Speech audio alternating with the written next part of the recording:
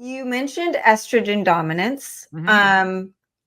With estrogen dominance, is it the thyroid hormones affecting the imbalance of progesterone and estrogen? I know we talk about a lot of things that cause estrogen dominance: a dirty liver, Yep. toxins, the food supply, the air, the fluoride, all of this stuff. But it can also be caused by low progesterone.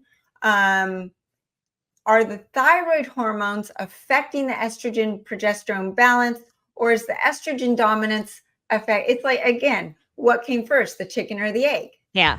Yeah. No, seriously, we need a Venn diagram for this. So, okay, so we know that progesterone increases the conversion of T4 to T3. Progesterone does so many good things. It actually helps lower our insulin, makes us more insulin sensitive, and it helps with conversion of T4 to T3. Now, when we're in that estrogen dominant state, what ends up happening is, and it's kind of, it's very unique how our body works. So we need estrogen to make progesterone receptor sites, but we need it in the right quantities.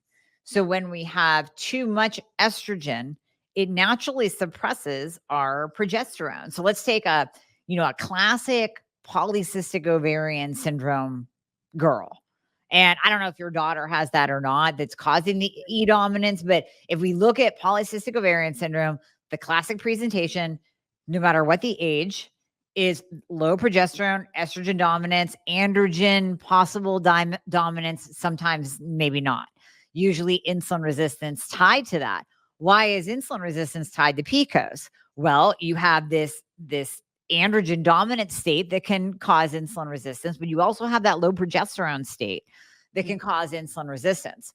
So when estrogen is dominant, it's pushing down that very hormone that helps with conversion and that helps with lowering our insulin and making us more insulin sensitive. So those two things alone, you can see, oh, well, that's going to push up reverse T3, isn't it? On the flip side, we also need the right amount of estrogen for thyroid hormone production all around. So this is where we get into that term thyropause, which is becoming more and more popular and more, we'll say, brought to the forefront of women's minds now. A doctor asked me that the other day. He said, in women in menopause, let's say really over the age of 50, don't you find thyroid issues in like all of them? I'm like, you know what, about 99.9%, right? Because that's why we have that term thyropause.